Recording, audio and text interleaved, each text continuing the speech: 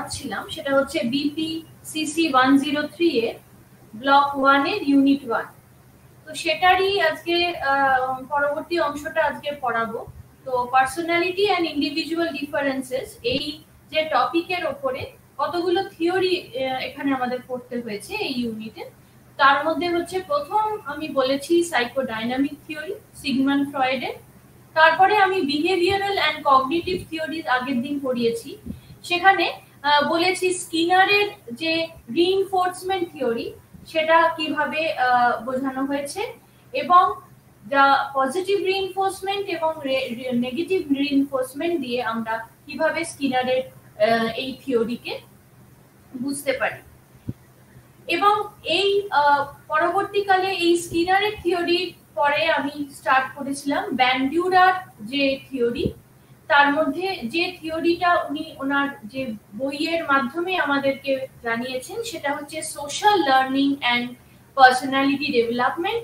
এটা 1963-তে উনি ব্যান্ডিউরা আর ওয়াল্টার্স দুজনে মিলে এই বইয়ের মাধ্যমে এই থিওরিটা আমাদের সামনে তুলে ধরেছেন। তাহলে এই ব্যান্ডিউরার থিওরিতেও আমরা কিন্তু পাচ্ছি যে কি করে লার্নিং প্রিন্সিপালস গুলো কি কি রয়েছে, কিভাবে আমি পড়ছি বা কিভাবে আমার পড়াটা মনে থাকছে, এবং এই পড়ার মাধ্যমে আমি কি কি জিনিস শিখছি। তো পার্সোনালিটিটা ওনার মতে দুদিকে, যেমন বিহেভিয়ার বা ব্যবহার এবং এনভায়রনমেন্ট মানে পারিপার্শ্বিক জগৎ, তাহলে এই দুটোকেই তিনি খুবই মাহাত্ম্য দিয়েছেন, এবং এই গুরুত্ব দুদিকটাই কিন্তু সমান। এবং একেবারে ওপরে এই ফিগারে দেখবো যেখানে person factors related to the person মনে হয়েছে, যে যেমন হচ্ছে বিলিফ তার বিশ্বাস এবং কগনিশন, তার যে সমস্ত চিন্তা শক্তি, যা কিছু থিঙ্কিং প্রসিডিওর যা কিছু রয়েছে সেগুলোকেই আমরা কগনিশন বলে থাকি। তাহলে ব্যান্ডিউরাস রেসিপ্রোকাল ডিটারমিনিজমে এই ছবির মাধ্যমে বা এই ডায়াগ্রামের মাধ্যমে আমরা দেখতে পাই যে তিনি কিভাবে এই PBE মানে পার্সোনালিটি, বিহেভিয়ার আর এনভায়রনমেন্ট এই তিনটে জিনিসকে তিনি তার এই যে সোশ্যাল কগনিটিভ থিওরির মাধ্যমে আমাদের কাছে তুলে ধরেছেন। তাহলে এই যে ব্যান্ডিউরার যে থিওরি, যার মাধ্যমে আমরা জানতে পারি যে অবজারভেশন মানে কোনো কিছুকে ভালো করে দেখা এবং ইমিটেশন সেটাকে নকল করা, এই দুটোই হচ্ছে কিন্তু লার্নিং এর প্রধান জিনিস, এবং পার্সোনালিটিকেও কিন্তু এর মাধ্যমে বোঝানো হচ্ছে। তাহলে এই ব্যান্ডিউরা কিন্তু আবার পরবর্তীকালে তিনি এই থিওরিকে আবার নতুন নামাঙ্কিত করেন, সেটা হচ্ছে সোশ্যাল কগনিটিভ থিওরি হিসেবে আমাদের কাছে পাঠ্যে রয়েছে।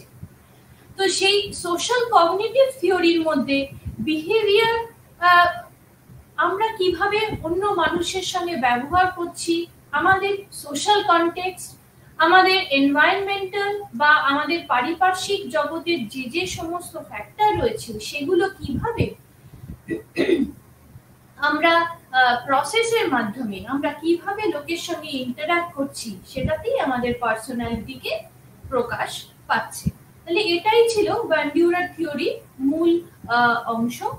তো তারপরে এই PBE মডেলে আমরা দেখতে পাবো যেখানে পার্সোনালিটি, বিহেভিয়ার আর এনভায়রনমেন্ট এই তিনটেকেই তিনি খুব সুন্দরভাবে আমাদের বুঝিয়েছেন এই ডায়াগ্রামের মাধ্যমে, যে এটা যেন একটা রেসিপ্রোকাল ভাবে আমাদের ব্যবহারিক দিকটাকে তুলে ধরেছে, এবং সেটাই আমাদের পার্সোনালিটি অ্যাকচুয়ালি।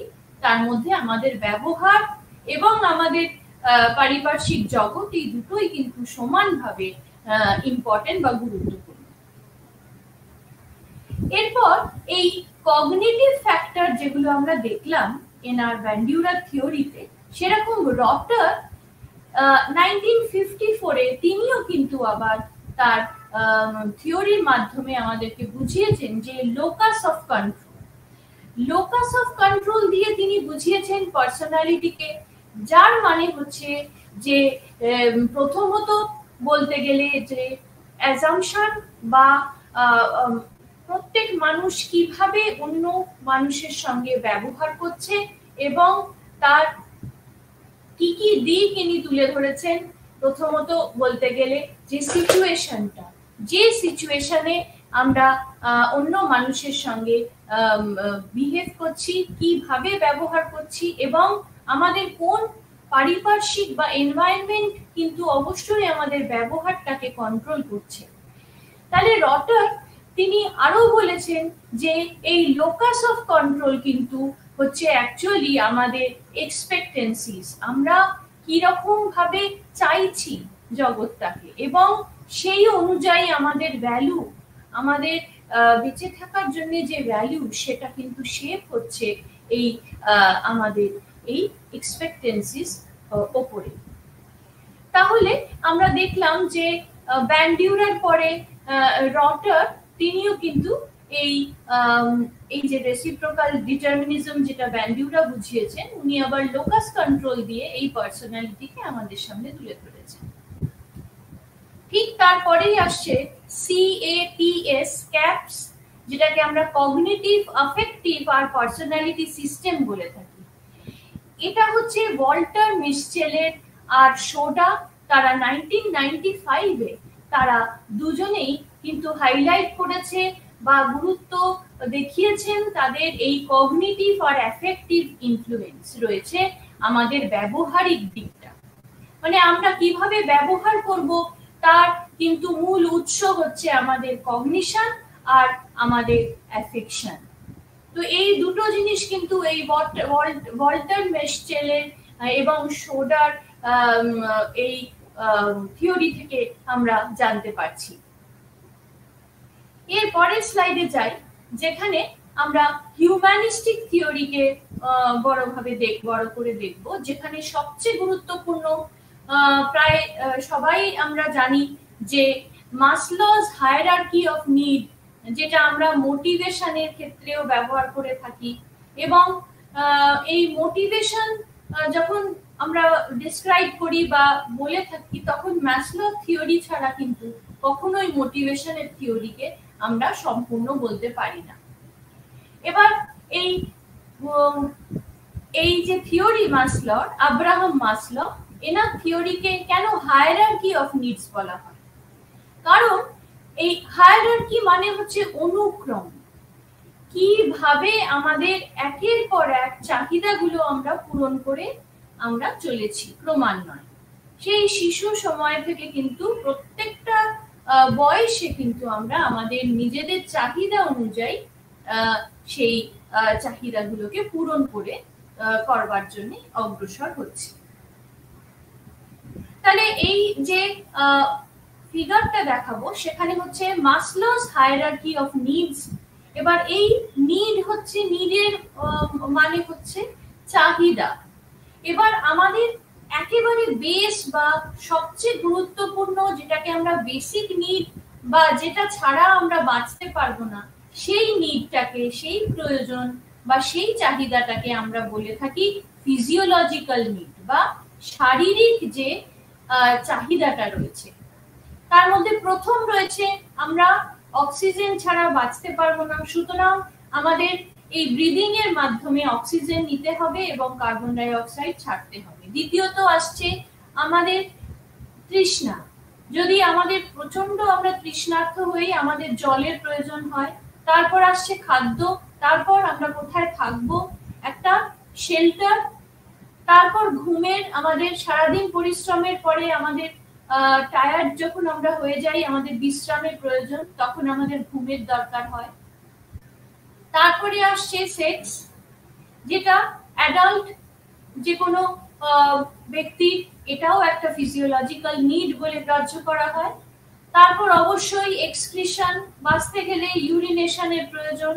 আমাদের কিডনির কাজ হচ্ছে শরীরের সব রকম যে ছাঁকনির মতো ব্লাডকে পিউরিফাই করে তার যে ওয়েস্ট প্রোডাক্টস যেগুলো আছে সেগুলোকে শরীর থেকে বার করে দেওয়া।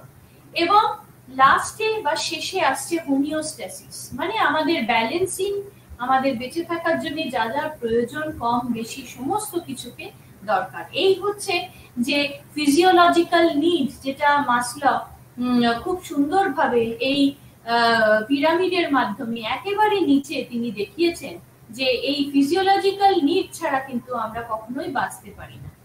এরপর আসছে সেফটি আর সিকিউরিটি নিড। এবার সেফটি সিকিউরিটি নিডের মধ্যে হচ্ছে সবচেয়ে বড় হচ্ছে বডিলি। আমরা সবসময় এই ফিজিওলজিক্যাল নিড যদি আমাদের পূরণ হয়ে যায় তাহলে আমরা ভাববো যে আমাদের বডিলি বা আমাদের নিজেদের কোনো সুরক্ষার কথা আমরা ভাববো, নিরাপত্তার কথা ভাববো, এবং আমাদের পরিবারের যে কজন ব্যক্তি রয়েছেন আমাদের পরিচিত সেই ব্যক্তিদেরও নিরাপত্তার কথা ভাববো, শরীরের কথা বা হেলথের প্রয়োজন, আমরা কি খেলে আমাদের শারীরিকভাবে আমরা সুস্থ থাকবো সেটার কথা ভাববো। তারপর বেঁচে থাকার জন্য অর্থ উপার্জনের জন্য আমাদের কাজের প্রয়োজন, সেটা হচ্ছে এমপ্লয়মেন্ট। তারপর প্রপার্টি, আমাদের পরবর্তী আমরা আমাদের পুত্র কন্যা যার পরিবারের যে ব্যক্তি রয়েছেন তাদের জন্য কিছু সম্পত্তি আমরা সংগ্রহ করে থাকি সারা জীবন ধরে। এবং লাস্টে আছে রিসোর্সেস। তাহলে এই ফিজিওলজিক্যাল নিডের ওপরেই আসছে এই সেফটি অ্যান্ড সিকিউরিটি নিড, যেটাকে আমরা বলে থাকি নিরাপত্তা। এই নিরাপত্তা যখন আমাদের পূরণ হয় তখন ঠিক এর ওপরে আছে ভালোবাসা আর অন্তর্গত যা নিড রয়েছে, যেমন বন্ধুত্ব হতে পারে, ফ্রেন্ডশিপ, বা পরিবারের ব্যক্তিদের সমস্ত তাদের সঙ্গে একত্রে থাকা এবং তাদের ভালোবাসা, এবং অবভিয়াসলি যেটা বলতে হয় যে সেক্সুয়াল ইন্টিমেসি, সেটারও প্রয়োজন বেঁচে থাকার জন্য। একটা অ্যাডাল্ট মানুষের কিন্তু এটারও প্রয়োজন একেবারে হয়ে থাকে। তাহলে এই তিনটে যে নিড আমরা দেখলাম একেবারে নিচ থেকে, বা ফিজিওলজিক্যাল নিড বা শারীরিক যে নিড, তারপরে আসছে নিরাপত্তা, তারপর ভালোবাসার অন্তর্গত, এবং তার উপরে আসছে এস্টিম নিড। এস্টিম মানে হচ্ছে আমরা সম্মান পেতে চাই। আমরা সোসাইটির মধ্যে আমরা যেখানে বাস করি সেখানে প্রত্যেকে যেন আমাদের সম্মানের চোখে দেখেন, তার জন্য আমাদের সেলফ এস্টিমের প্রয়োজন, কনফিডেন্স, আমরা যেন যে কোনো কাজে এগিয়ে যেতে পারি সেই উদ্দামতার প্রয়োজন, অ্যাচিভমেন্ট, বা আমরা যখন কোনো রকম ভালো কাজ করি তখন অন্য লোক তাদের বাহবাটাও পেতে আমাদের খুবই ইচ্ছা করে, এবং রেসপেক্ট অফ আদার্স, এবং প্রত্যেকের কাছ থেকে যে রেসপেক্ট বা তাদের যে ভালোবাসাও আমরা কিন্তু পেতে চাই। তো এই ক্ষেত্রে যে রকম সম্মানের প্রয়োজন বেঁচে থাকার জন্য, সেই সম্মানটা অর্জন করার জন্য সেটা আমাদের একটা নিড বা চাহিদা, সেটাকে আমরা বলে থাকি এস্টিম নিড। এবং একদম উপরে রয়েছে যে সেলফ অ্যাকচুয়ালাইজেশন, যেখানে যেমন আমরা সিগমন্ড ফ্রয়েডের সাইকোডাইনামিক থিওরিতে দেখেছি, যেখানে তিনি বলেছেন যে আমাদের যে ইগো, সুপার ইগো হচ্ছে সবসময় মনের মরালিটিকে দেখাশোনা করে। সেই রকম সেলফ অ্যাকচুয়ালাইজেশন হচ্ছে এমন একটি নিড যেটা কিন্তু আমরা কোনটা ঠিক পথে যাচ্ছি কি যাচ্ছি না, বা স্পন্টেনিয়েটি, আমরা কতটা, যেমন যে ব্যক্তি খুব ভালো ছবি আঁকে, তো তিনি বারে বারে চাইবেন তার সম্পূর্ণ সে ভালো করে প্রত্যেকবারই তিনি চাইবেন নতুন নতুন ছবি প্রদান করতে। তো তার মধ্যে সব রকম চেষ্টা তিনি চালিয়ে যাবেন। যে ব্যক্তি সায়েন্টিস্ট, কোনো কিছু আবিষ্কার করতে তিনি পড়াশোনা করেছেন এবং সেই আবিষ্কারের পিছনে তার যত রকম প্রবলেম সলভিং ফ্যাক্টর তিনি সেগুলো ব্যবহার করবেন। এবং অ্যাকসেপ্টিং ফ্যাক্টস, যে আগেকার দিনের যে সমস্ত মহাপুরুষদের আমরা দেখে থাকি, সেই মহাপুরুষদের কিন্তু যেমন বুদ্ধা, মহাবীরা ইত্যাদি, তাদের কিন্তু এই সেলফ অ্যাকচুয়ালাইজেশনটাও কিন্তু পূরণ হয়েছিল। কিন্তু সাধারণ মানুষের ক্ষেত্রে এই সেলফ অ্যাকচুয়ালাইজেশনকে আমরা অত বেশি গুরুত্ব দিই না। অনেকেরই এই এস্টিম নিড অবধি নিড আমাদের শেষ হয়ে যায়। কিন্তু এরকম অনেক ব্যক্তি আছেন যাদের এই সেলফ অ্যাকচুয়ালাইজেশন নিড বা যেটাকে আমরা বলা হয় বাস্তবায়ন, তার জন্যও কিন্তু অগ্রসর হন।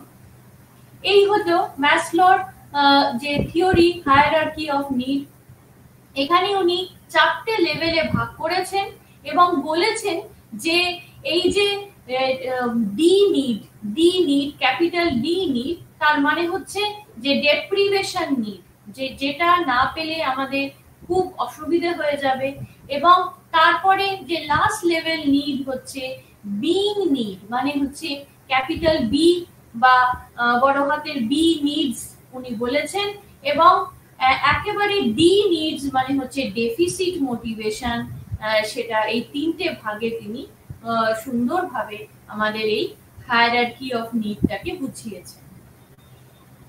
এবার হোমিওস্ট্যাসিস কথাটা আমি ব্যবহার করেছিলাম। হোমিওস্ট্যাসিস হচ্ছে একটা প্রিন্সিপাল যেটা কিনা এই বডি সিস্টেমকে সমস্ত ঠিকভাবে চালনা করতে সাহায্য করে।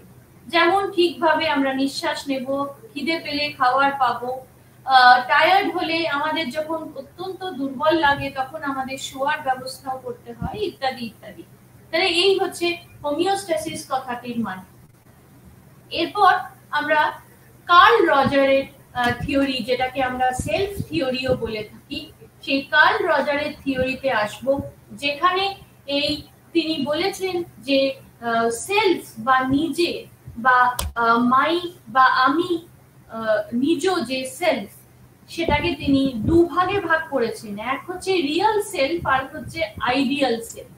আচ্ছা, তার আগে প্রথমে বলে রাখি, এই কার্ল রজার্স ছিলেন, তিনি বলেছেন যে এই নিডটাকে তিনি বলেছেন যে পেরেন্টহুড এবং এই শিশুদের সন্তানের প্রতি যে আনকন্ডিশনাল লাভ বা ভালোবাসা বা শ্রদ্ধা, এটা কিন্তু হচ্ছে প্রথম নিড এই হিউম্যানিস্টিক থিওরি। তাহলে এই হিউম্যানিস্টিক থিওরিতে আমরা মাসলোর থিওরির পরে আমরা পড়লাম কার্ল রজারের থিওরি, যেটাকে আমরা অনেক সময় সেলফ থিওরিও বলে থাকি। এবার উনি বলেছেন, উনি পার্সন টু পার্সন, এই যে বইটা ওনার লেখা, সেই দুটো বই, এক হচ্ছে পার্সন টু পার্সন, আরেক হচ্ছে অন বিকামিং আ পার্সন। এই দুটো বইতেই তিনি বুঝিয়েছেন যে আনকন্ডিশনাল যে পজিটিভ রিগার্ড যেগুলো তৈরি হচ্ছে, সেগুলো ওনার এই রজার থেরাপি হিসেবে খুব কাজে লাগে। কোনো রকম যদি মানসিক অসুস্থতা দেখা যায়, এই ধরনের রজারের থেরাপি কিন্তু খুব বেশি ব্যবহার করা হয়। তাহলে এই রিয়েল সেলফটা মানে কি বা আইডিয়াল সেলফের মানে কি? এবং আমরা ছোট থেকেই এই দু ধরনের সেলফের উপরে ভরসা করি। যেমন রিয়েল সেলফ মানে হচ্ছে যেটা আমি নিজে, আমার নিজস্ব যে অ্যাকচুয়াল যে আমার চিন্তাধারা, আমার চাহিদা, আমার ভালোবাসা, আমার সবকিছু যেটা আমি নিজে, এবং এই নিজ হচ্ছে দ্য রিয়েল সেলফ। এবং আইডিয়াল সেলফ হচ্ছে আমি যেটা হতে চাই, মানে আমি যার মতো হতে চাই বা ছোট থেকে যাকে আমি যার মতো বা যাকে নকল করে বা যার ইমিটেট করে আমি যার মতো হতে চাইছি, সেইটাই হচ্ছে আমার আইডিয়াল সেলফ। এবার এমন কোনো ব্যক্তি যিনি এই রিয়েল সেলফ এবং আইডিয়াল সেলফকে ব্যালেন্স করে দুটোকে সমানভাবে গুরুত্ব দিয়ে চলতে পারেন, তিনি সম্পূর্ণ একজন ব্যক্তি। তাহলে আমরা দেখলাম যে এই রিয়েল সেলফ এবং আইডিয়াল সেলফ কিভাবে তিনি বুঝিয়েছেন তার এই সেলফ থিওরির মাধ্যমে। আর এই যে হিউম্যানিস্টিক যে থিওরি, হ্যাঁ, তার মধ্যে যে এই ইন্ডিভিজুয়াল বা সে নিজেই যে একটা পুরো সম্মানীয় ব্যক্তি এবং তাকে ঘিরে সবকিছু, তার এক্সপিরিয়েন্স বা সে কি বুঝছে জগৎটাকে, সেটা কিন্তু খুব গুরুত্বপূর্ণ হয়েছে এই হিউম্যানিস্টিক থিওরির দ্বারা। এরপর আমরা আসবো ট্রেড থিওরি, যেটা অলপোর্ট এবং ক্যাটেলের এই দুই থিওরি আমরা পড়ব। এই ট্রেড থিওরিকে আবার ট্রেড কথাটার মানে ছোট্ট করে বলে রাখি যেখানে এই ট্রেট অ্যাপ্রোচ হচ্ছে তার যে সাইকোডাইনামিক থিওরি যেরকম ফোকাস করেছে যে আনকনশিয়াস এর ওপর, যে আমাদের এক্সপিরিয়েন্স, আমাদের ইমোশন সবকিছু কিন্তু এই আনকনশিয়াস মেন্টাল প্রসেসে আমাদের ছোট ছোট শিশুদের যেরকম কোন রকম ফিক্সেশন যদি কোনো পার্টিকুলার সাইকোসেক্সুয়াল স্টেজে দেখা যায়, পরবর্তীকালে কিন্তু কোন রকম অসুবিধাজনক সিচুয়েশন সেখানে তৈরি হয়। তাহলে এইটাই হচ্ছে এই ট্রেট থিওরির মূল তথ্য। কিন্তু আমরা সাইকোডাইনামিক থিওরিতে যেমন দেখেছি সেরকম ট্রেট থিওরিতে দেখব যে ব্যবহারিক ক্ষেত্রে আমরা কিভাবে, যেমন হিউম্যানিস্টিকে দেখেছি যে যখন আমাদের নিজস্ব বা সেলফ আন্ডারস্ট্যান্ডিংটা খুব বেশি দরকার, বা যে এক্সপিরিয়েন্স আমরা কিভাবে পারিপার্শ্বিক জগতের সঙ্গে নিজেদেরকে ব্যবহার করছি বা মিশে যাচ্ছি, বা আমাদের পার্সোনাল গ্রোথ বা নিজস্ব আমাদের বেড়ে ওঠা, এই সমস্ত কিছু কিন্তু হিউম্যানিস্টিক থিওরিতে খুব বড় করে দেখানো হয়েছে। কিন্তু এই অল্পটের ট্রেড থিওরিকে আমরা যখন দেখব তখন দেখব যে ট্রেড কিন্তু মোটামুটি একটা স্টেবল বা একটা স্থিতিশীল জায়গায় রয়েছে, যেখানে আমাদের কি কি জিনিস হতে পারে, আমাদের চিন্তা শক্তি বা থট প্রসেস হতে পারে, সেখানে আমাদের আবেগ বা ইমোশনস, আর আমাদের ব্যবহার, আমরা কিভাবে অন্য ব্যক্তির সাথে কিরকম ব্যবহার করছি, এইটা কিন্তু মোটামুটি ক্ষেত্রে একই রকম থাকে বলে এই জিনিসগুলোকে ট্রেড হিসেবে বলা হয়, যেটা কিন্তু স্টেবল বা স্থিতিশীল। এবার এই ট্রেড অ্যাপ্রোচকে কিন্তু আমরা যখন অল্পটের মাধ্যমে দেখব যে এই ট্রেড কিন্তু মোটামুটি কন্টিনিউয়াম, এবং এটা একে অপরের থেকে কিন্তু অবশ্যই ভ্যারি করে বা ডিফার করে। আর এই যে মেজরিটি যে পিপল যারা মোটামুটি মধ্য এই মিডল অবস্থায় রয়েছে বা কন্টিনিউয়াম, যেখানে এই ট্রেডটাকে সে বজায় রেখেছে শুরু থেকে একই রকম, তাকে আমরা তার পার্সোনালিটিটা সহজেই বুঝতে পারি তার এই ট্রেড এর মাধ্যমে। তো অল্পট তিনি বলেছেন যে এই ট্রেড হচ্ছে যে একেবারে সেন্ট্রাল বা একেবারে মধ্য জিনিস, যেটাকে আমাদের বুঝতেই হবে যদি আমরা পার্সোনালিটিটাকে বুঝতে চাই। এই ট্রেড না বুঝলে কিন্তু আমরা পার্সোনালিটি ব্যক্তির কিন্তু ধরতে পারবো না। তিনি মোটামুটি ক্ষেত্রে এই ট্রেড থিওরিকে দুভাগে ভাগ করে দেখিয়েছেন, দুভাগে নয়। প্রথমত বলতে পারি সেটা হচ্ছে কার্ডিনাল ট্রেড, দ্বিতীয়ত সেন্ট্রাল, এবং তৃতীয়ত হচ্ছে সেকেন্ডারি ট্রেড। এবার কার্ডিনাল ট্রেড সম্বন্ধে তিনি বলেছেন যে এটা কিন্তু একটা পারভেসিভ, মানে যেটা কিনা একের সঙ্গে আরেকজনের স্প্রেড করে যায়, বা এই জিনিসটা কিন্তু অন্য ব্যক্তি দেখেও শিখতে পারে, সেটাকে পারভেসিভ বলা হচ্ছে। তাহলে এই কার্ডিনাল ট্রেড কিন্তু একেবারে একে অপরের থেকে দেখে শেখা, এবং এই কার্ডিনাল ট্রেড কিন্তু খুব সুন্দরভাবে উনি উদাহরণের মাধ্যমে বুঝিয়েছেন।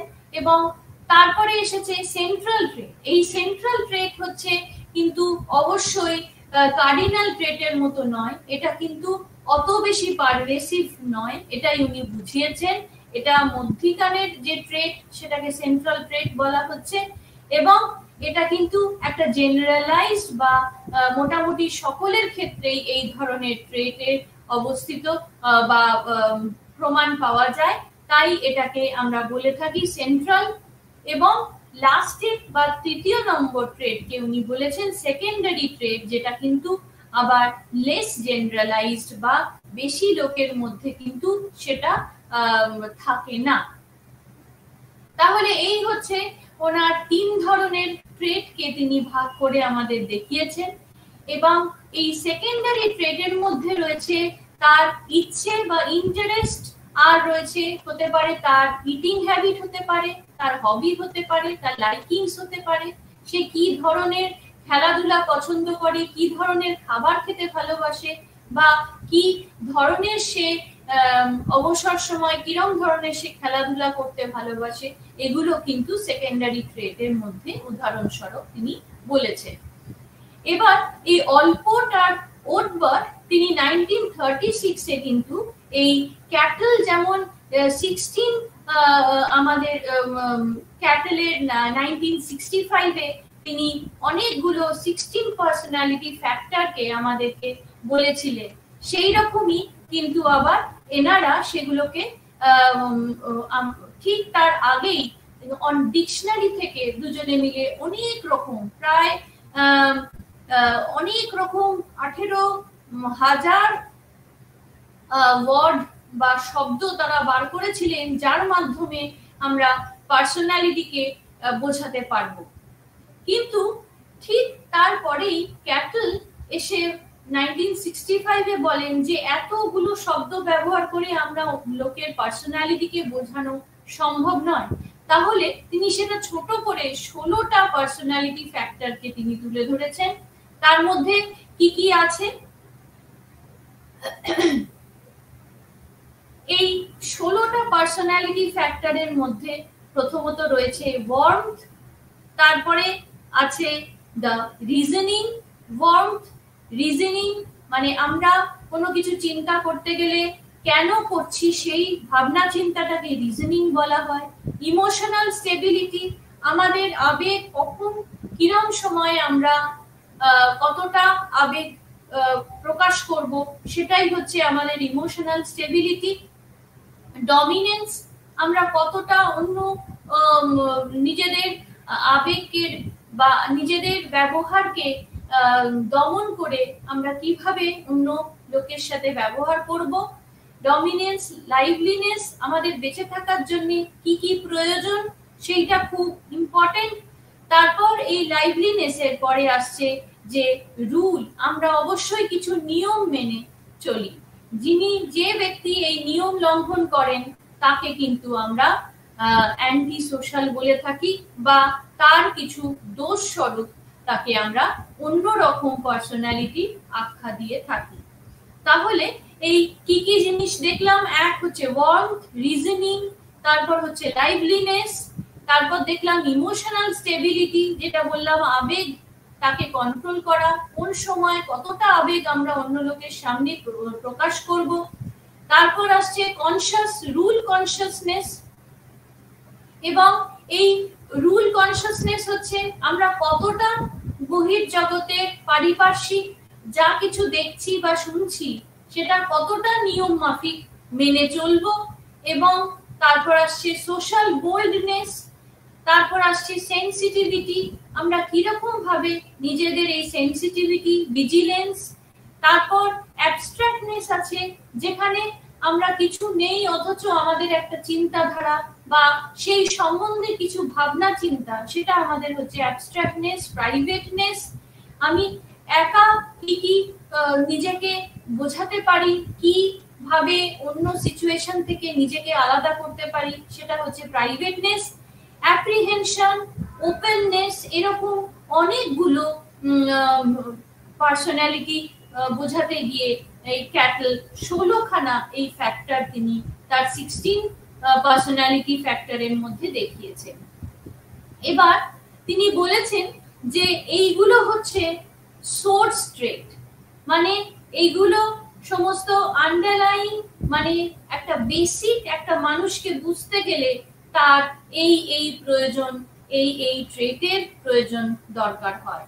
এবং সারফেস ট্রেট মানে হচ্ছে তার নিজস্ব কিছু ধারা, যেটা সে অন্য মানুষের সঙ্গে তার ডিফারেন্স বা পার্থক্য রয়েছে। সেখানে হতে পারে সে ফ্রেন্ডলিনেস, মানে সে কতটা বন্ধুত্ব পরায়ণ এবং সে কতটা সোসাইটিতে অন্য মানুষের সঙ্গে মিক্স করতে পারবে, কথা বলতে পারবে। তাছাড়া ওপেননেস মানে হচ্ছে সে কতটা নিজেকে প্রকাশ করতে পারবে, যেটা আমরা অনেক সময় আবার অন্য থিওরিতে দেখবো এক্সট্রোভার্সন বলা হয়। এরিকসনের যখন থিওরি পড়াবো তখন বলবো যে কোনো ব্যক্তি হয়তো নিজের মধ্যে থাকতে ভালোবাসে, অন্য ব্যক্তিকে তার মনের কষ্ট, আবেগ বা চিন্তা শক্তি যা কিছু সেই মনের গভীরে তাকে প্রকাশ করতে দেয় না বা ঢুকতে দেয় না। কিন্তু আবার এমনও ব্যক্তি আছে যারা কিন্তু এক্সট্রোভার্ট, তারা তাদের ভীষণ হইচই করতে পছন্দ করে, তারা সহজেই নিজেদের মনের সবকিছু আবেগকে অন্য মানুষের সামনে তুলে ধরতে পারে, ইত্যাদি ইত্যাদি। তাহলে এইটাই গেল ক্যাটেলের এই থিওরি, যেটা আমরা 1965 এ দেখি। সেখানে আমরা তাহলে 16টা পার্সোনালিটি ফ্যাক্টরকে দেখলাম, আর সারফেস ট্রেট কাকে বলে এবং সোর্স ট্রেট কাকে বলে সে দুটোও দেখলাম। এবার উনি এই সুন্দর একটা ইকুয়েশনের মাধ্যমে এটা আমাদেরকে বুঝিয়েছেন যে ক্যাপিটাল আর হচ্ছে small F into S into P.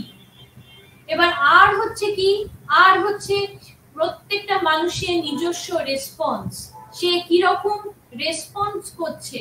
আর এফ বা ছোট হাতের এফ হচ্ছে তার কাজ বা তার ফাংশন, সে কি ধরনের কাজ করছে। এবং ক্যাপিটাল এস হচ্ছে তার স্টিমিউলাস বা উদ্দীপক, যে সিচুয়েশনে তার সেই উদ্দীপকটা সে পাচ্ছে। এবং ক্যাপিটাল পি হচ্ছে তার নিজস্ব পার্সোনালিটি, সে কিরম ভাবে অন্য লোকের সঙ্গে ব্যবহার করছে, তার আবেগ ইত্যাদিকে আমরা বুঝতে পারি সহজেই। এবার এই যে আর equals to small F into S P, এই দিয়ে ইনি খুব সুন্দরভাবে ক্যাটেল আমাদেরকে বুঝিয়েছেন যে হেরিডিটারি, এনভায়রনমেন্ট এবং মানুষের যে পার্সোনালিটি ট্রেট, এই দুটো কিভাবে ডেভেলপমেন্টের মাধ্যমে আমরা নিজেদেরকে গড়ে তুলছি। এবং ঠিক পরের স্লাইডে দেখব যে ঠিক পরের 5 ফ্যাক্টর থিওরি, যেটাকে আমরা বিগ 5 ও বলে থাকি, মিক্রে অ্যান্ড কোস্টা 1999 এ উনি বুঝিয়েছেন যে ওশানের মাধ্যমে, যেটা একটা আমরা অ্যাক্রোনিম বলে থাকি, যেমন প্রত্যেকটা শব্দর প্রথম অক্ষরকে নিয়ে তিনি ওই ওশানের মাধ্যমে তিনি বুঝিয়েছেন কিভাবে আমরা পার্সোনালিটিকে বোঝাতে পারি। এবার এই ম্যাক্রোল্যান বা কোস্টা তিনি বলেছেন যে এই ওশান হচ্ছে খুব গুরুত্বপূর্ণ। কি কি রয়েছে ওশানের মধ্যে? ও মানে হচ্ছে ওপেননেস, যেটা আমি পরবর্তী স্লাইডে দেখাবো একটা ফিগারের মাধ্যমে। তো আমরা কতটা অন্য লোকের সঙ্গে নিজের আবেগ, নিজের চিন্তা শক্তি, নিজের যাবতীয় যা শিক্ষা দীক্ষা, ভ্যালু, বিলিভস আমরা কিভাবে অন্য লোকের সঙ্গে শেয়ার করছি। তারপর ওপেননেসের ওর পরে আসছে সি, যেটার মানে হচ্ছে কনসাইনশিয়াসনেস, যেটার মানে আমরা বলতে পারি যে কিভাবে আমরা থটফুল বা আমরা কিরকম ভাবে চিন্তা করছি, কিভাবে আমরা সাবধানে জীবনযাপন করছি, কোন রকম বিপদ থেকে আমরা কিভাবে নিজেদেরকে আলাদা করে রাখতে পারছি, তার জন্য কি কি প্রয়োজন আমাদের, সেটাই হচ্ছে কনসাইনশিয়াসনেস। আর তারপরে আসছে এক্সট্রাভার্সন, যেটা আমি একটু আগে বলছিলাম। তো ওশানের ও সি হয়ে গেল, ই হচ্ছে এক্সট্রাভার্সন। এই এক্সট্রাভার্সন মানে হচ্ছে যে সে কতটা সোশিয়েবল হতে পারে, সে অন্য লোকের সঙ্গে কিভাবে ব্যবহার করছে, সে কিভাবে মিশছে তার বন্ধুদের সঙ্গে ইত্যাদি, অন্য লোকের সঙ্গে তার ব্যবহারিক দিকটা খুব গুরুত্বপূর্ণ। লাইভলিনেস হতে পারে, সে খুব এক্সাইটেড হতে পারে, খুব অন্য লোকের সঙ্গে যখন কথা বলবে সে খুব চিৎকার করে আনন্দিত, তার আবেগটা সে খুব সহজেই মেলে ধরতে পারে অন্য মানুষের কাছে, সেটাই হচ্ছে এই এক্সট্রাভার্সন। তারপরে আসছে এগ্রিয়েবলনেস। এগ্রিয়েবলনেস মানে হচ্ছে ট্রাস্টফুলনেস, আমাকে কতটা বিশ্বাসযোগ্য করে তুলবো আমি, সেটাও কিন্তু খুব গুরুত্বপূর্ণ। তার মানে অন্য লোকের কাছে আমার যে প্রো সোশ্যাল বা রাগ না পাওয়ার কিছু ব্যাখ্যা বা বহিঃপ্রকাশ, এইগুলো আমি কতটা দেখাবো, বা মুডি, আমার মন খারাপ হলে আমি কিরকম ব্যবহার করি না করি, এইগুলো কিন্তু এই এগ্রিয়েবলনেস এর দ্বারা হয়ে থাকে। এবার আসছে নিউরোটিসিজম। এই নিউরোটিসিজম মানে হচ্ছে স্নায়বিক, মানে এই কি কি ধরনের যে এই ট্রেটের মধ্যে রয়েছে, কেউ অ্যাংশাস হয়ে যেতে পারে, খুব উদ্বেগ তার বেড়ে যেতে পারে, কোনো সামান্য কিছু জিনিসকে সে অত্যন্ত গভীরভাবে নিয়ে নিতে পারে, অথবা সে হয়তো খুব মুডি, সে একটুতেই বিরক্ত হয়ে যাচ্ছে বা ইরিটেবল হয়ে যাচ্ছে সহজেই। এইগুলো হচ্ছে তার নেগেটিভ দিক, বা আমরা দেখলাম যেরকম ওশানে OCE এই দিকটা কিন্তু একেবারে পজিটিভ দিক, এবং এই যে নিউরোটিসিজম আর এগ্রিয়েবলনেস কিন্তু এই দিকটা কিন্তু মোটামুটি দেখলাম যে নেগেটিভ দিকটাও রয়েছে। তাহলে এই বিগ 5 এই পার্সোনালিটির যে থিওরি, এটা কিন্তু এই ডায়াগ্রামের মাধ্যমে খুব সুন্দরভাবে তিনি হাইলাইট করেছেন, যেখানে তিনি বলেছেন যে বায়োলজিক্যাল বেসের উপরে কিন্তু এই পার্সোনালিটিটা নির্ভর করছে। তো পার্সোনালিটি যখন আমি বোঝাতে যাচ্ছি, তখন প্রথমেই বলতে হবে আমাদের বায়োলজিক্যাল কিছু বেস জন্যে কিন্তু পার্সোনালিটিটা তার উপর দাঁড়িয়ে রয়েছে। তারপরে আসছে দ্য বায়োলজিক্যাল ট্রেট থিওরি, যেটা পরবর্তী স্লাইডে আমি দেখাবো।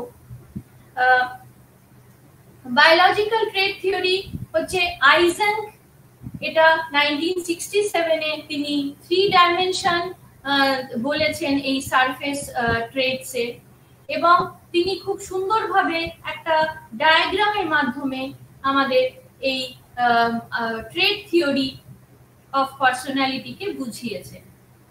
তো এই ট্রেট থিওরি বুঝতে গেলে প্রথমেই বলবো যে এই আইজেনক হচ্ছে এমন এক ব্যক্তি, তিনি প্রথম এই ইন্ট্রোভার্সন, এক্সট্রোভার্সন এবং ইমোশনাল স্টেবিলিটি আর নিউরোটিক বা আনস্টেবল যে অবস্থা মানুষের বা মনের দিক থেকে যে প্রবলেম, সেইগুলোকে খুব সুন্দরভাবে 4টে দিকটাকে তুলে ধরেছেন।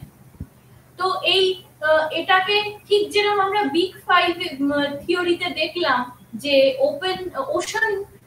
ওশানের মধ্যে ওপেননেস আর যে ফ্যাক্টর উনি দেখিয়েছেন, তার মধ্যে কিন্তু এক্সট্রোভার্সনটা আমরা কিন্তু দেখেছি, যেখানে আমরা আবার এই বায়োলজিক্যাল ট্রেট থিওরিতেও কিন্তু এই এক্সট্রোভার্সনের কথা দেখতে পাবো, যেটা আইজেনকের ট্রেট থিওরি অফ পার্সোনালিটি বলে আমরা জানি।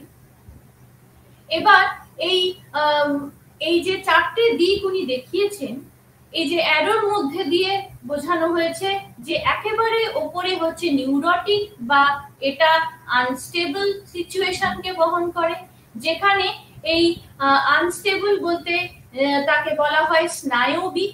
আর একেবারে নিচে হচ্ছে ইমোশনাল স্টেবিলিটি, যেটাকে মানসিকভাবে স্থিতিশীল পরিস্থিতি হিসেবে আমরা বলে থাকি।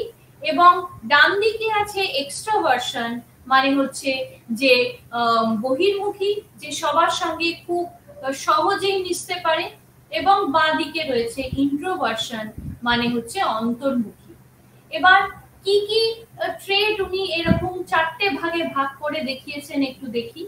এক হচ্ছে যখন আনস্টেবল বা এই নিউরোটিকের যে উপরের যে অ্যারোটা রয়েছে, তার ডান দিকে রয়েছে অ্যাক্টিভ, তাহলে এক্সট্রোভার্সন যে পার্সোনালিটি হবে তার মধ্যে এই অ্যাক্টিভনেস থাকবে, সে খুব চঞ্চল হবে, সমস্ত পরিস্থিতিতেই সে পিছুপা হবে না, এবং তার মধ্যে অ্যাগ্রেসিভনেস প্রচন্ড থাকবে, যে কোনো কাজ করতে তার প্রচন্ড রকম তাগিদ থাকবে। তারপর আসছে চেঞ্জেবল, সে সহজেই জায়গায় জায়গায় নিজেকে পরিবর্তন করে সেখানে মিশে যেতে পারবে। তারপর আসছে এক্সাইটেবল, মানে সে সমস্ত সিচুয়েশনে নিজে কিন্তু খুব বেশি উদ্দামতা তার দেখা যাবে। ইম্পালসিভ বটে, সে হইচই খুব পছন্দ করবে। অপটিমিস্টিক, সে সবসময় হ্যাঁ সূচক কথা বা হ্যাঁ সূচক বাক্যকে প্রাধান্য দেবে। তারপর আসছে সে রেসলেস হবে, যে ব্যক্তি খুব অ্যাক্টিভ বা খুব চঞ্চল সে অবশ্যই সে রেসলেস হবে। এবং টাচি, মানে সহজেই সে কোনো অন্য কোনো ভুল ত্রুটি সহজেই তার চোখে ধরা পড়বে। তো এই হচ্ছে আমরা এক্সট্রোভার্সনের দিকটা দেখলাম। ঠিক উল্টো দিকে দেখি, বাঁ দিকে, সেখানে এই অপোজিটে রয়েছে ইন্ট্রোভার্সনের বা অন্তর্মুখী যে প্রবলেম, পার্সোনালিটির যে প্রবলেমগুলো রয়েছে। যেমন দেখতে পাচ্ছি অ্যাংশাস, খুব কোনো যতক্ষণ না কোনো কাজ হচ্ছে আমরা অত্যন্ত চিন্তাশীল থাকি, আমাদের মুড প্রচন্ড ভাবে আপ ডাউন করে, বা এই মুড সুইং যেটাকে আমরা বলে থাকি, যে সময় বা কোনো কিছুর অবস্থানে কিন্তু আমাদের এই মেজাজটাও কিন্তু ওঠানামা করে। তারপর পেসিমিস্টিক, মানে আমরা না সূচক ব্যবহারে বা বেশি মর্যাদা দিই বা নিজেদেরকে ওইভাবেই তৈরি করে রাখছি। কোয়াইট, চুপচাপ, রিজার্ভড, নিজের মধ্যে নিজের চিন্তা শক্তি এই সমস্ত নিজের মধ্যেই রেখে দেওয়া। রিজিড, অন্য কারোর সাথে শেয়ার করা যখন হয় না তখন অবশ্যই সেই ব্যক্তি রিজিড। সোবার, সে চুপচাপ, সে খুব জোরে কথা বলে না, সে আস্তে আস্তে কথা বলে। আর আনসোশিয়েবল, সে নতুন কোনো জায়গায় বা পরিস্থিতিতে সে একেবারেই নিজেকে মানিয়ে নিতে পারে না। এবার সেটা যদি ইমোশনাল স্টেবলের দিকে দেখি, এটা তো গেল আনস্টেবল দিকে, আমরা এক্সট্রোভার্সন আর ইন্ট্রোভার্সনকে দেখতে পেলাম, তার কি কি ফ্যাক্টর রয়েছে। এবার যদি আমরা ইমোশনাল স্টেবিলিটির দিকে দেখি, তাহলে এক্সট্রোভার্সনের দিকে দেখব তারা হচ্ছে কেয়ার ফ্রি, তারা সব সময় যেন উড়ে বেড়াচ্ছে, তাদের কেউ কোনো বাধ্যকতা তারা মানছে না। তারপর ইজি গোয়িং, সহজেই তারা যেখানে সেখানে তাদের মন চলে যাচ্ছে। তাদের লিডারশিপ, বা তারা কোন রকম তাদের গ্রুপকে পরিচালনা করার জন্য যা কিছু প্রয়োজন সেই লিডার হওয়ার সেই যোগ্যতাও তাদের রয়েছে। তাছাড়া খুব লাইভলি তারা আউটগোয়িং বলতে হচ্ছে তারা সহজেই নিজেদেরকে বহিঃপ্রকাশ করতে তারা পিছুপা হন না। রেসপন্সিভ, কোনো দায়িত্ব নিতে তারা সবসময় অগ্রসর হয়ে যান। সোশিয়েবল এবং টকেটিভ, বা তারা খুব বেশি কথা বলে। এই তো হলো যে এক্সট্রোভার্সনের দিকে আমরা ইমোশনালি স্টেবলটাকে দেখতে পাচ্ছি। এবার ইন্ট্রোভার্সনের দিকে দেখব ইমোশনাল স্টেবলে, সেখানে সে ব্যক্তি প্রচন্ড শান্ত, কাম, সে খুব ভেবেচিন্তে তার সমস্ত কাজ করে। কেয়ারফুল, কন্ট্রোল, সে অতিরিক্ত মাত্রায় কথা বলে না, সে খুব চিন্তাশীল, সে শান্ত, তার স্বভাব খুব শান্ত, তার টেম্পার কিন্তু সহজেই ওঠানামা করে না, তার মানে স্থিতিশীল, এবং সে প্যাসিভ, আর সে খুব শান্ত প্রকৃতির মানুষ। তাহলে এই হলো এই ইন্ট্রোভার্সন ইমোশনালি স্টেবলের দিকে যে ফ্যাক্টর গুলো উনি আইজেন্স আমাদেরকে বুঝিয়েছেন। তাহলে এর মাধ্যমেও দেখলাম আমরা কিভাবে পার্সোনালিটিকে আলাদা আলাদা ছোট ছোট ভাগে বা 4টে ভাগে কি সুন্দরভাবে তিনি আমাদেরকে বুঝিয়েছেন। তো এইটা হচ্ছে দ্য বায়োলজিক্যাল ট্রেট থিওরি হিসেবে আমরা পড়ছি, এবং এটা আইজেন্সের ট্রেট থিওরি হিসেবেও, ট্রেট থিওরি অফ পার্সোনালিটি হিসেবেও এটাকে বলা হচ্ছে। আর এই যে থিওরি, যেটা আমরা পরবর্তী স্লাইডে দেখব, যে যেটা আমি বললাম, আইজেন পরবর্তীকালে আবার রেটিকিউলার অ্যাক্টিভেটিং সিস্টেম বলেছেন, যেটা RAS নামে প্রচলিত। সেটা হচ্ছে যে দা অ্যাক্টিভেটিং সিস্টেম, সেটাকে উনি বলেছেন যে ইন্ট্রোভার্সন আর এক্সট্রোভার্সন যে কি ভাবে পার্থক্য, তাদের একের সঙ্গে অপরের যে পার্থক্য, সেটা উনি এই RAS বা রেটিকিউলার অ্যাক্টিভেটিং সিস্টেম দিয়ে তিনি বুঝিয়েছেন। এবং এই অ্যারাউজাল, বা কোন সময় আমরা কোনো কাজে উদ্যমতা বা এক্সাইটমেন্ট, এটাকেও তিনি বলেছেন কখনো কখনো লো অ্যারাউজাল হয়, এবং কখনো কখনো খুব হাই অ্যারাউজাল যখন প্যানিক সিচুয়েশন হয়, যখন অত্যন্ত ভয়ের মধ্যে দিয়ে আমাদের সময় যায়, সেটাকে হাই অ্যারাউজাল বলে। এবং যখন লো অ্যারাউজাল, তখন আমরা ঘুমের মধ্যে বা নিদ্রার মধ্যে আমরা কিন্তু থাকি, সেখানে একেবারে লো অ্যারাউজাল দেখা দেয়। তাহলে এই সমস্ত যে ইমোশনাল যে দিকগুলো তুলে ধরেছেন এবং পার্সোনালিটিকে বোঝানোর জন্য এই 4 ভাগে ভাগ করে তার মধ্যে যে ফ্যাক্টরগুলো তিনি দেখিয়েছেন, এটার মাধ্যমে আমরা পার্সোনালিটিকে খুব সুন্দরভাবে বোঝাতে পারি। তাহলে এইটাই হলো দ্য বায়োলজিক্যাল ট্রেট থিওরি। এরপর পরের স্লাইডে যাই, সেখানে এই behavioural approach and behavioural inhibition system আমরা দেখব, যেখানে খুব গুরুত্বপূর্ণ হচ্ছে যে জেফ্রি গ্রে তিনি 1982-তে বলেছেন যে এই বিহেভিয়ারিয়াল অ্যাপ্রোচ সিস্টেম, যেটাকে BAS বলা হয় অনেক সময়, বিহেভিয়ারিয়াল অ্যাপ্রোচ সিস্টেম, এবং তিনি বলেছেন যে BIS যেমন অ্যাপ্রোচ সিস্টেম, আবার ঠিক উল্টোটা বিহেভিয়ারিয়াল ইনহিবিশন সিস্টেম, ঠিক যেমন এক্সট্রোভার্সন আর ইন্ট্রোভার্সনকে দুভাগে পজিটিভ নেগেটিভিটি হিসেবে আমরা আইজেনকের বায়োলজিক্যাল থিওরিতে দেখলাম, ঠিক সেরকমই যেন এখানে দুরকম বা দুটো ভাগে ভাগ করেছিলেন এই জেফ্রি গ্রে। তিনি বলেছেন 1982-তে যে BAS আর BIS, BAS মানে হচ্ছে বিহেভিয়ারিয়াল অ্যাপ্রোচ সিস্টেম আর BIS হচ্ছে বিহেভিয়ারিয়াল ইনহিবিশন সিস্টেম। এই দুটো সিস্টেমটা যদি আমরা সমানভাবে পরিচালনা করতে পারি, সেটাকে গো সিস্টেমও বলা হয়, যেটা BAS সিস্টেম, আর BIS সিস্টেমকে স্টপ সিস্টেম বলা হয়, যেখানে আমরা ইনহিবিশন বা এই সমস্ত ব্যবহারিক দিকগুলো যখন হ্রাস পাচ্ছে। তাহলে এই হচ্ছে এই জেফ্রি গ্রে থিওরি, যেটাকে আমরা behavioural approach system and behavioural inhibition system নামে বলে থাকি। এইবার আমরা ঠিক পরবর্তী অংশে যাব, যেখানে ইন্ডিয়ান পার্সপেক্টিভে আমাদের ভারতীয় যে ধারা বা এখানকার ভারতীয় যে মতবাদ বা আমাদের সেলফ বা নিজ বলতে আমরা কি বুঝি এবং পার্সোনালিটিকে বোঝাতে গেলে আমরা কিভাবে নিজেদেরকে আমাদের ভগবত গীতা উপনিষদের মাধ্যমে যা লেখা আছে সেগুলোকে দিয়ে আমরা কিভাবে পার্সোনালিটিকে বোঝাতে পারি। তাহলে প্রথম দিকটা আমরা দেখতে পাই যে ওয়েস্টার্ন যে নোশন ছিল, তারা কিন্তু সবসময় ইন্ডিভিজুয়ালের কথাই বেশি ভেবেছে, মানে এক বা আমি বা আমিত্ব বা আমার সম্বন্ধে যা কিছু সেটাই হচ্ছে, বা ইউনিকনেস যেটাকে বলা হয় স্বতন্ত্রতা, এটার উপরে কিন্তু গুরুত্ব দিয়েছে।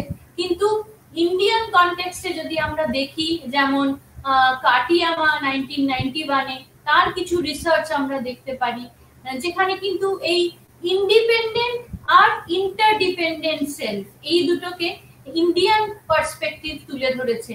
এবার ইন্ডিপেন্ডেন্ট মানে স্বাধীন, আর ইন্টারডিপেন্ডেন্ট মানে পরস্পর নির্ভরশীল। এই দুটো কিন্তু একেবারে অপোজিট বা একেবারে পার্থক্যজনক জায়গা, কিন্তু এই দুটোকে কিন্তু তুলে ধরেছেন এই ইন্ডিয়ান ফিলসফি, এবং এর মাধ্যমে আমরা জানতে পারছি যে নিজ সম্বন্ধে আমি যখন স্বাধীন তখন আমি কিরকম, এবং আমি যখন পরস্পর নির্ভরশীল তখন আমার সত্তাটা কিরকম। তারপর আমরা সিকারেলি এবং হোয়াইটের 2018-এ তাদেরও কিছু এই সেলফ এবং পার্সোনালিটির ওপরে তাদের কিছু রিসার্চ ওয়ার্ক আমরা দেখতে পাই, এবং ভগবত গীতায় যা লেখা আছে, যে ইন্ডিয়ান যে স্ক্রিপচার, তার মধ্যে যা বলা আছে যে আমাদের পার্সোনালিটি কত ধরনের হতে পারে, খুব সুন্দর করে বোঝানো রয়েছে। কিসের মাধ্যমে? না, ত্রিগুণাজ এর মাধ্যমে। ত্রিগুণাজ মানে তিনটে গুণের মাধ্যমে এই হিন্দু ফিলসফিতে পার্সোনালিটি সম্বন্ধে বোঝানো হয়েছে। সেই গুণগুলো কি কি? এক হচ্ছে যে সত্ত্ব, আরেক হচ্ছে রাজস, আরেক হচ্ছে তামস। এই সত্য বা সত্ত্ব হচ্ছে যেটা মানে হচ্ছে যে স্পিরিচুয়াল অ্যাসপেক্ট, মানে আমার সত্তা, মানে আমি গুড নেচার, আমি কেমন, আমি ভালো। আমি শান্ত, পিসফুল, এবং আমি একজন ব্যক্তি যে সবকিছুকে ব্যালেন্স করে চলতে পারি, তাহলে এটাও হচ্ছে পজিটিভ দিক থেকে সত্যকে বলা হয়েছে। এবং রাজস মানে হচ্ছে আমি খুব এনার্জেটিক, ঠিক এক্সট্রোভার্সনে আমরা যেরকম দেখেছিলাম রাজসে বা ইন্ডিয়ান ফিলসফিতেও কিন্তু একই রকম ভাবে রাজস মানে হচ্ছে এই এনার্জেটিক দিকটাকে তুলে ধরা হয়েছে, অ্যাক্টিভনেস, আমি আমার উদ্যমতাকে তুলে ধরা হয়েছে। তাছাড়া আমি অ্যাকশন ওরিয়েন্টেড কিছু পার্সোনালিটি আমার সেটাকে তুলে ধরা হয়েছে, মানে আমি কি ধরনের কাজ করছি। যে ব্যক্তি হয়তো কোনো নির্দিষ্ট তার কাজ করে তার উপার্জন করছে, তাহলে সে খুব অ্যাগ্রেসিভ ভাবে তার নিজের কাজটাকে সে করছে, কারণ না সেই কাজটা সে ভালোবাসে। তাহলে এইটা পার্সোনালিটির কোন গুণ, এটা কিন্তু রাজসের মধ্যে ধরা হয়েছে ইন্ডিয়ান হিন্দু ফিলসফি হিসেবে। তারপর আসছে তামাস। তামাস মানে হচ্ছে এটা আবার নেগেটিভ অ্যাসপেক্টকে ধরা হচ্ছে। তাহলে হিন্দু ফিলসফিতে দেখলাম সত্যস এন্ড রাজস এই দুটোই কিন্তু পজিটিভ সেলফ অফ পার্সোনালিটিকে তুলে ধরা হয়েছে। whereas যদি তামাসকে দেখি, তামাসটা হচ্ছে নেগেটিভিটি বা এই নেগেটিভ অ্যাসপেক্টকে তুলে ধরা হয়েছে। যেমন নেতিবাচক, যেমন হতে পারে আমাদের রাগ, ক্রোধ, ভয়, আমাদের লেজিনেস বা চলাফেরা বা কাজ করার জন্য যে ইচ্ছা, সেটা অনিচ্ছা যেটাকে বলা হয় সেইটা। এবং আমাদের নেগেটিভ ইমোশনস কি কি হতে পারে? নেগেটিভ ইমোশনস অ্যাঙ্গার হতে পারে, রাগ, অনুরাগ, ক্ষোভ, এই ধরনের যে সমস্ত নেগেটিভ ইমোশনস রয়েছে সেগুলো কিন্তু আমাদের হিন্দু ফিলোসফির মধ্যে তামাসের মধ্যে রয়েছে। তাহলে অন্য থিওরির সঙ্গে যদি আমরা দেখি, তাহলে পার্থক্য এইটুকু, এখানে এক্সট্রোভার্সন নামে সেটা বলা নেই, কিন্তু এখানে হিন্দু ফিলসফিতে সত্য আর রাজসের মধ্যে কিন্তু এই পজিটিভিটি বা পজিটিভ অ্যাসপেক্ট গুলো দেখানো হয়েছে। এবং নেতিবাচক জিনিস মানে হ্যাঁ সূচক জিনিস হচ্ছে সত্য এবং রাজস, এবং তামস হচ্ছে নেতিবাচক দিকগুলোকে তুলে ধরা হয়েছে। এবার এটা বলার পর কিন্তু আমরা দেখব যে গুণা বা গুণ হচ্ছে হিন্দু ফিলসফির মধ্যে কি নামে রয়েছে। এটা হচ্ছে তিনটে গুণ আমরা দেখতে পাই, এবং আমাদের পার্সোনালিটিকে বোঝানোর জন্য এই গুণের প্রয়োজন, যে এটা কিন্তু আবার একটার সঙ্গে আরেকটা অবশ্যই জড়িত রয়েছে। তাহলে এই আয়ুর্বেদার যে কথা আমরা পড়ে থাকি, যেমন দোষ, দোষ মানে কি? এই দোষ হচ্ছে একটা কম্বিনেশন, মানে মেশানো একটা অবস্থা। কিসের না? এই যে ওয়াটা, পিটা আর কাপা, এই তিনটে জিনিস যেটা হিন্দু ফিলসফিতে বলা রয়েছে, ওয়াটা, পিটা আর কাপা, এই কাফা বা কাফ। তো এই তিনটে জিনিস হচ্ছে আমাদের মাইন্ড, বডি বা মন এবং দেহের যে চলাফেরার যে কোয়ালিটি রয়েছে সেইগুলোকে তুলে ধরছে। তাহলে ওয়াটা হচ্ছে যেটা বলা হয় স্পেস বা জায়গা এবং বায়ু, তাহলে স্থান ও বায়ু মিলে হচ্ছে ওয়াটার। পিটটা হচ্ছে ফায়ার বা অগ্নি আর জল, এবং কাফা হচ্ছে জল এবং আর্থ বা এই পৃথিবী। তাহলে এই তিনটে ভাগে কিন্তু ভাগ করে দেখানো হয়েছে। আর এই তিনটে ভাগকে বলতে গিয়ে এই যে দোষের কথাটা আমি বললাম, দোষ মানে হচ্ছে যে আমাদের নেগেটিভ বা নেতিবাচক দিকটাকে দেখানো হয়েছে। তো পার্সোনালিটি বোঝানোর জন্য এই নেতিবাচক দিকটাকেও কিন্তু সমানভাবে গুরুত্বপূর্ণ হিসেবে আমাদের দেখতে হয়। তাহলে উপনিষদের এই যে যা লেখা আছে, যেটাকে বলা হয় তত্ত্রীয় উপনিষদ, সেটা কিন্তু খুব আবার মাসলোর হায়ারার্কি নির্দেশের সঙ্গে ভীষণভাবে রিলেটেড। বা একই রকম যেন দুই থিওরি একই রকম বলতে চেয়েছে। এবার এই উপনিষদে যে তত্ত্বরিয়া উপনিষদ, সেখানে সেলফ বলতে কি কি অ্যাসপেক্টকে তুলে ধরা হয়েছে? এক হচ্ছে অন্নময়া কোষ, আরেক হচ্ছে প্রাণময়া কোষ, মনোময়া কোষ, আর বিনময়া কোষ, আর আনন্দময়া কোষ। প্রথম হচ্ছে অন্নময়া কোষ, হচ্ছে যেখানে আমাদের শরীর বা ফিজিক্যাল বডিকে রেফার করছে, আমাদের শারীরিক দিক থেকে, ঠিক যেরকম আমরা মাসলোর থিওরিতে একেবারে নিচে ফিজিওলজিক্যাল নিড দেখেছিলাম। তারপর আসছে প্রাণময়া কোষ, যেটা মানে হচ্ছে যে আমাদের বেঁচে থাকার জন্য আমাদের শরীরের যা কিছু ফাংশন, সেইগুলো যেমন ব্রিদিং হতে পারে, যেমন কন্ডাকশন হতে পারে, এক্সক্রিশন হতে পারে, ইত্যাদি ইত্যাদি, সেইগুলো সমস্ত কিন্তু এই প্রাণময়া কোষের মধ্যে রয়েছে। এবং মনোময়া কোষ হচ্ছে মন। মনোময়া কথাটা থেকেই বুঝতে পারছি মনের সব দিকগুলো কিন্তু এই মানে থট প্রসেস হতে পারে, আবেগ বা ইমোশন হতে পারে। আর আমরা কিভাবে এই এই যে ইন্দ্রিয়গুলো, চোখ, কান, স্পর্শ, ঘ্রাণ, এইগুলো দিয়ে আমরা কিভাবে বাইরের বহিঃপ্রকাশের সঙ্গে নিজেদেরকে মেলে ধরছি, এটাই কিন্তু মনোময়া কোষের দিকে রয়েছে বা এর মধ্যে এটাকে বলা হয়। তারপর আসছে বিনময়া কোষ। এই বিনময়া কোষ হচ্ছে বুদ্ধি বা চেতনা, মানে আমার ইন্টেলেক্ট, আমার কতটা বুদ্ধির প্রয়োজন বা আমি কতটা নিজের বুদ্ধি ব্যবহার করে একটা কাজ সম্পূর্ণ করতে পারি, এবং আমার চেতনা, এই চেতনার মধ্যে অনেক কিছু আছে। আমার চিন্তা হতে পারে, আমার কিছু প্রবলেম সলভিং কিছু অ্যাসপেক্ট বা ক্রাইটেরিয়া থাকতে পারে তার মধ্যে, আর আমার নিজস্ব কিছু জিনিস যেটা অন্য মানুষের থেকে আমি সহজেই আলাদা করতে পারি, সেইটা হচ্ছে বিনময়া কোষ। তারপর আসছে আনন্দময়া কোষ, যেখানে হচ্ছে চিরন্তন আনন্দ।